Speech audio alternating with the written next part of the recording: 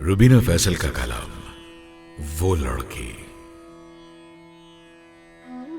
وہ لڑکی 1857 میں دلی کی گلیوں میں بچھے لوہوں کی خوشبو سے نمودار ہوئی تھی۔ ان خون آلود حالات نے اس کی نسل کو بغاوت نہیں، مصلحت اور سیاست کا اسیر بنانا چاہا تھا۔ اس کے بزرگوں نے اسباب بغاوت ہند لکھ کر اس کے جرم کی صفائی دے ڈالی تھی۔ وہ اس جرم سے ابھر کر نکلی تھی اور پھر 62 سال بعد وہ سیاست کا سبق بھول کر، مصلحتوں کے حلقے توڑ کر، کچھ دیر کے لیے ہی صحیح مگر پھر سے انقلاب کی راہ پر چل پڑی تھی۔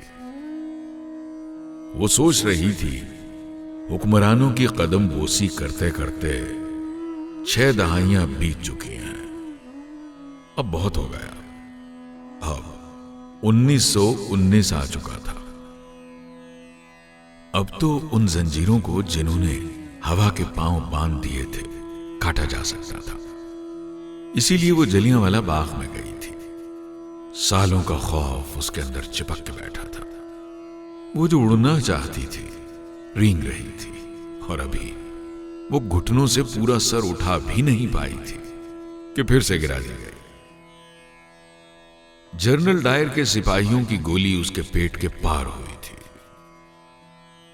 وہ حاملہ تھی۔ خوف اس کی بچہ دانی سے چپک گیا تھا۔ جبر کی اس گولی کے بعد اس نے جو بھی بچہ پیدا کیا وہ خوف سے لتھڑا ہوا تھا۔ اس کی مزاحمت اس کی کوکھ میں ہی مار دی گئی تھی۔ وہ کئی سالوں تک ایسے بچے پیدا کرتی رہی جو جنم کے بعد بھی آنکھیں موندے پڑے رہتے تھے، ان پر اپنی بیداری کا خوف طاری رہتا تھا۔ یوں ہندوستانی اور کتے بہت دیر تک ریستورانوں کے باہر کھڑے رہے اور رعایا پرامن رہی۔ دلی کی گلیوں اور جلیانوالہ باغ میں بکھرا سرخ خون آنے والی نسلوں کے لیے عبرت کا نشان بنا کر سیاہ ہونے کے لیے وہیں چھوڑ دیا گیا۔ انقلاب فاختہ بن کر ادھر ادھر چھپ چھپ کر اڑتا پھرا اور راوی ہر طرف چین لکھتا رہا۔ عورت کا معکوس سفر جاری تھا، وقت کا پہیہ الٹا چل رہا تھا۔ وہ جو ایک بار پھر سے عورت سے لڑکی بن چکی تھی، دوبارہ امن اور جنگ کی ایسی سرحد پر لا کھڑی کر دی گئی جہاں اس کی آنکھوں کے سامنے اس کی ماں کے پستان کاٹ دیے گئے اور کئی عورتوں کی شرمگاہوں میں جبر کے خنجر اندر تک اتار دیے گئے، اس یقین کے ساتھ کہ انقلاب کا اسقاط صدیوں تک رہے گا۔ نومولود گھٹنوں کے بل چلتے رہیں گے اور بڑی طاقتیں چین کی بانسری بجاتی رہیں گی اور اسی کو امن کہا جائے گا۔ وہ لڑکی تاریخ کے اس ستم کو جب پھلانگ کر آگے بڑھی تو وہ سرحد کے اس پار کھڑی تھی جہاں اسے وہم ہو گیا کہ وہاں برابری اور امن کا دریا بہتا تھا۔ اب وہ دائرے میں گھوم رہی تھی اور ایک دفعہ پھر سے عورت بن رہی تھی اور دیکھ رہی تھی جس انقلاب کو مصلحت کی چادر اڑا کر آئینی جنگ میں تبدیل کیا گیا تھا، وہ بھی ایک بار پھر سے دائرے میں گھوم رہا تھا۔ طاقت کا گھوڑا بے لگام تھا اور کیڑے مکوڑے مصلحت مصلحت پکار رہے تھے۔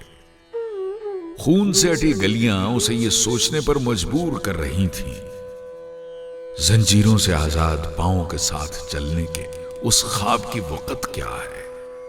سب گواں کے بھی یہ خواب ایسا خواب ہے جو ہماری آنکھوں میں آنکھیں ڈالے بے تعبیر کھڑا رہتا ہے اور ڈو مور پکارتا رہتا ہے۔ جنرل ڈائر کا صفحہ پلٹا تو ایک اور جنرل کا باب کھل گیا۔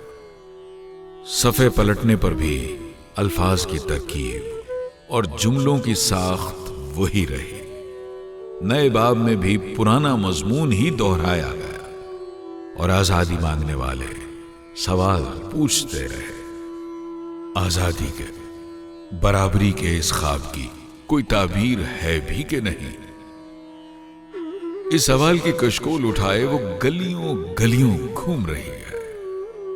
اس کا کاسا خالی ہے، کیونکہ اس میں ڈالنے کے لیے کسی کے پاس جواب ہی نہیں۔ 1971 سے گزر کر وہ پھر سے لڑکی بن گئی ہے، جہاں وقت بہت بدل چکا ہے، سائنس اور امن نے بہت ترقی کر لی ہے، لیکن وہ لڑکی ماضی کے انہی شہروں میں کھڑی ہے، ٹھہرے وقت کے پل پر چلتی ہوئی۔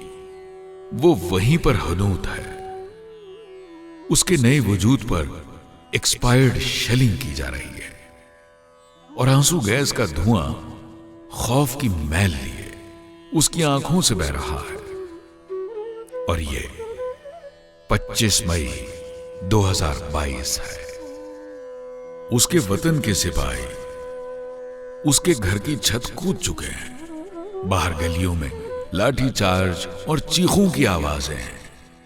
اس کے دیکھتے ہی دیکھتے لاہور جبر کے دھوئیں میں غائب ہو گیا ہے۔ وہی شناسا سی زنجیر اس کے پاؤں میں ہے، اور وہ پھر سے دلی کی گلیوں میں کھڑی ہے، جہاں اس کا جسم کانپ رہا ہے، اور وہ لرزتے ہاتھوں سے اپنے جسم کی طرف اشارہ کر کے بتا رہی ہے، میرے ہی رکھوالوں نے مجھے یہاں یہاں سے چھوا ہے۔ اس سمے لڑکی کی آنکھوں میں آنسو اور ان سب عورتوں کی تصویریں بھری ہوئی ہیں جنہیں سالوں پہلے کبھی دہشت کے نام پر اور کبھی ہوس کے نام پر بالکل اسی طرح چھوا گیا تھا۔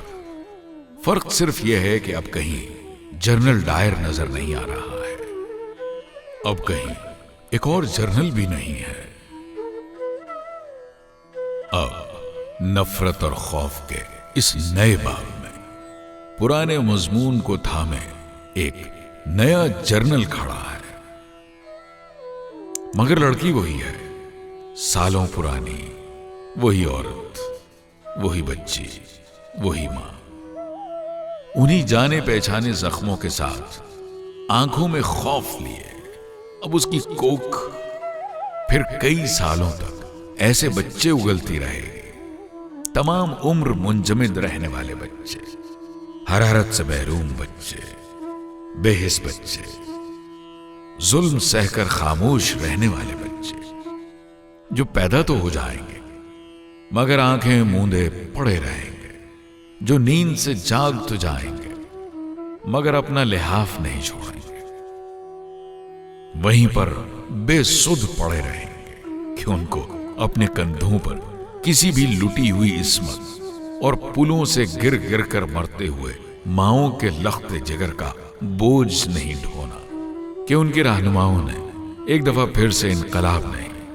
انتخاب کا راستہ چن لیا ہے، ایک دفعہ پھر سے مصلحت اور سیاست ہوگی، ایک دفعہ پھر سے آئینی اور قانونی جنگ ہوگی، اور اس دھرتی پر قانون ایک دفعہ پھر سے ضرورت سے زیادہ اندھا اور بہرا ہو جائے گا، اور ملک میں امن و امان قائم رہے گا، اور یہ سلسلہ دور تک چلتا جائے گا، کئی صدیوں تک، اور وہ لڑکی ہمیشہ ہمیشہ کے لیے اسی دائرے میں گھومتی رہے گی۔